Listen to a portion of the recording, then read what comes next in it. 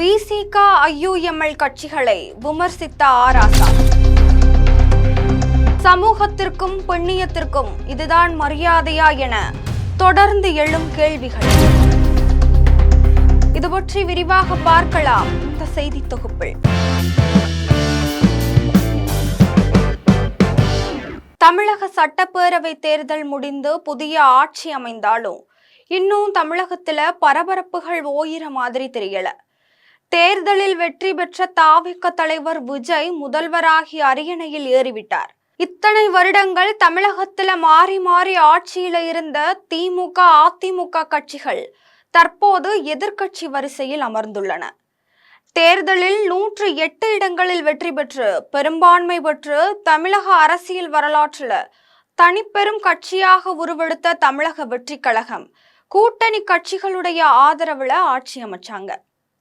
இந்த நிலையில தான் பல ஆண்டுகளாக திமுக கூட்டணியில இருந்த காங்கிரஸ் தாவேக ஆட்சி அமைப்பதற்கு திமுக கூட்டணியை உடைத்து தங்களுடைய ஆதரவை முழுமையாக தமிழக வெற்றி கழகத்திற்கு வழங்கியது.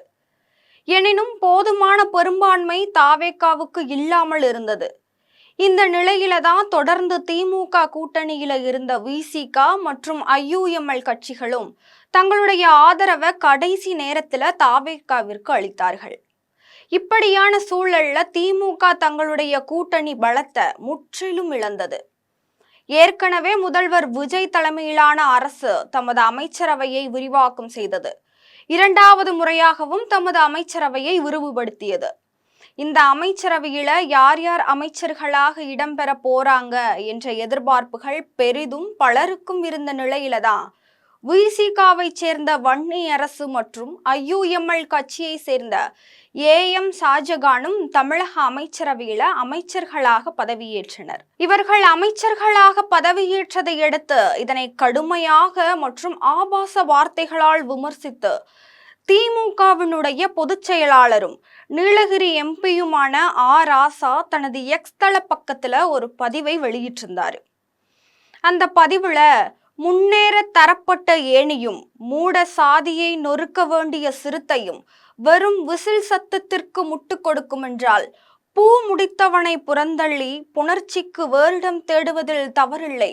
பெரியாரின் காலதேச வர்த்தமானத்திற்கு காத்திருப்போம் என்றாலும் களமாடுவோம், வெற்றி நமதே என்று பதிவிட்டார்.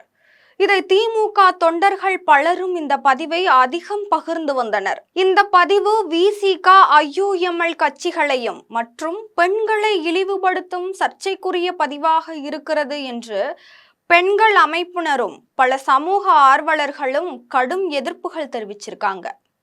இதையடுத்து ராசா அந்த சர்ச்சைக்குரிய பதிவை நீக்கி இருக்காரு.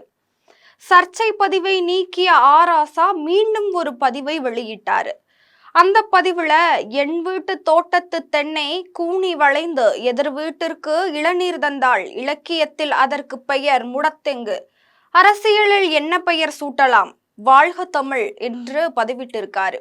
இந்த சூழல்ல தான் ராசாவிற்கு பதிலடி கொடுக்கும் விதமாக விடுதலை சிறுத்தைகள் கட்சியின் பொருளாளரான எஸ் பாலாஜி தனது எக்ஸ்தல பக்கத்துல அதிகாரம் எளியவர்க்கு அதில் என்ன ஆத்திரம், ஆற்றாமையால் அள்ளி வீசும் அவதூறுகள் அசைத்திடாது, அமைதியாய் கடப்பது அநாகரீகம் தவிர்க்கவே, அநீதி தொடர்ந்து அனைத்து முறைத்தாள், அணைக்க முடியா அனலில் தகித்து போவீர் அப்படின்னு ஆவேசமாக பதிவிட்டிருக்காரு. முன்னதாக திமுக அமைப்பு பொருளாளர் RS பாரதி செய்தியாளர்களை சந்திச்சிருக்காரு. அப்போது தாவேக அமைச்சரவையில விசிக இடம்பெறுமா என்ற கேள்விக்கு விசிக இடம்பெறுமா என்று அவர்களிடம்தான் நீங்கள் கேட்க வேண்டும். நாங்கள் இல்லாத அமைச்சரவையில எவன் இருந்தால் என்ன, எவன் போனால் என்ன, அதை பற்றி எங்களுக்கு கவலையும் இல்லை, அக்கறையும் இல்லை என்று ஒருமையில மிக கடுமையான வார்த்தைகளால் விமர்சனம் செய்திருந்தார் என்பதும் குறிப்பிடத்தக்கது. ராசாவினுடைய இந்த சர்ச்சை பதிவை எதிர்த்து திரைப்பட இயக்குனர் லெனின் பாரதி தன்னுடைய எக்ஸ்தள பக்கத்துல அதிகாரம் இழந்த வெறியில இன்னும் ஆழமாக தனது அசலான அதிகார வெறி கொண்ட அருவருப்பான தன்மையை நன்றாக பாருங்களேன் என்று தன்னை தானே தோலுரித்து காட்டிக் கொண்டிருக்கிறது அப்படின்னு தெரிவிச்சிருக்காரு. ராசாவினுடைய இந்த சர்ச்சைக்குரிய பதிவிற்கு இதுதான் சமூக நீதிக்கும் பெண்ணியத்திற்கும் நீங்கள் கொடுக்கும் மரியாதையா என பல சமூக ஆர்வலர்களும் அரசியல் நோக்கர்களும் தங்களுடைய கேள்விகளை எழுப்பிய வண்ணம் இருக்கிறார்கள்.